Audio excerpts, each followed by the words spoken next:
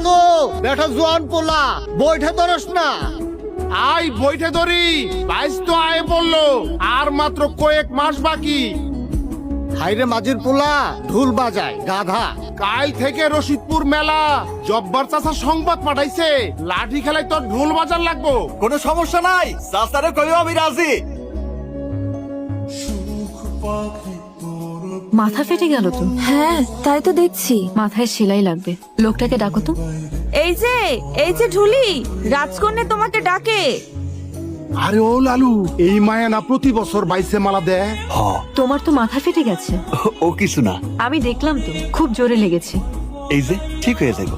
না না, সেপটিক হয়ে যাবে, সেলাই দিতে হবে। আমার সাথে ডাক্তারখানায় চলো। লাগবো না, দুব বাগার চাবায় মাথায় ঘষা দিলেই ঠিক হয়ে যাবে। গরিব মানুষের গরিবই ওষুধেই কাম হয়ে যায়। রাজকন্যা, বেলা হয়ে গেল। হুজুর সন্ধ্যার আগে আপনাকে বাড়ি ফিরতে বলেছেন। ডাক্তার দেখিয়ে নিও। শোনেন, 22-এর দিন এইবারও আপনি কি ফুলের মালা দিবেন? দেবো তো। তুমি কোন জ্ঞান নৌকা চালাও? আমি না, ওরা চালায়, আমি চায়া চায়া দেখি। তাহলে ফুলের মালার কথা জিজ্ঞেস করছো কেন? আমার খুব মন চায় ওই মালাই না আমার মায়ের গলায় দেই। ওই মালা পেতে বাহাদুরি লাগে অনেক। অনেক? আমি তো যার তার গলায় মালা পরাই না, বাহাদুরের গলায় পরাই। তোমার ঢোল বাজানো শুনলাম, খুব ভালো বাজাও। আর শোনো, এই বয়সে মাকে নিয়ে ছেলে মানুষের মতো ভাবতে হয় না। যেটা পারবে না সেটা নিয়ে কখনো ভাববে না। ডাক্তার দেখিও। শোনেন, মারে নিয়ে আমি কখনো ছেলে মানুষের মতো ভাবি না। ওই মালা আমি মায়ের গলায় পরামই। লালু মাঝি ভইয়া 22 জিতা ফুলের মালা মায়ের গলায় দিব, এই কথায় আরো হাসবা নাকি? হইছে হইছে চাচা। কিরে লালু, হাসাই তুই হাল ধরবি? জি। জীবনে তো বইটা ধরেও দেখাস নাই। তোর বাপের এত সুন্দর নাও, বাড়ির সামনে খাবি খাইতেছে। তালুকদার সাহেব, জয়নাল চাচা অভিজ্ঞ মানুষ। ঠিকই কইছে। না তালুকদার সাহেব, আমার বয়স হয়েছে, এইবার আমারে মাপ দেন। গত বয়সে দেখলেন না, না ওর গলই সিধা রাখতে পারলাম না। ওগো মধ্যে বাহাউদ্দিন শক্ত পোক্ত। মানে কেমন মেন মেনাইতাছে? আরে মনে যার জুন নাই, হে 22-এর হাল ধরবো কেমনে? আমার মনে জোর আছে চাচা।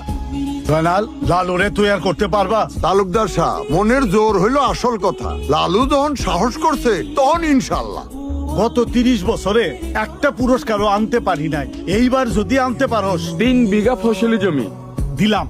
বিঘায় বিঘায় শুধু জমি জমা থাকলেই তো আর হবে না, সেই জমিতে চাষাবাদও করতে হবে, ফসল ফলাতে হবে। গোলা ভরা ধান, গোয়াল ভরা গরু, পুকুর ভরা মাছ, ঘরে ঘরে কৃষকের হাসি, এটাই তো দেখতে আমি বড় ভালোবাসি।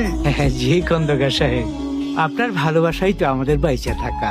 সবাই তো আপনার সম্মুখে আইসা কথা বলার সাহস রাখে না, তাই দায়িত্বটা আমার কাঁধেই বর্তায়। ডিপ টিউবওয়েলটা সংস্কার না করলে এইবার চাষাবাদ করা অনিশ্চিত। গত কয়েক মাস ধরে অফিস পাড়ায় বহুবার যোগাযোগ কইরাও ডিপ টিউবওয়েলের সংস্কারের ব্যবস্থাটা করতে পারি নাই। এখন আপনি শেষ ভরসা। সকলের শেষ ভরসা আমার নানা যান। গঞ্জে গিয়ে আজই ডিপ টিউবওয়েল সংস্কারের ব্যবস্থা করবেন, নইলে আপনার সঙ্গে আমার আড়ি। হায় হায়, কেমনে থাকিব আমি বাড়ি, যদি রাজকন্যের সহিত বাক্যালাপ করিতে নাহি পারি।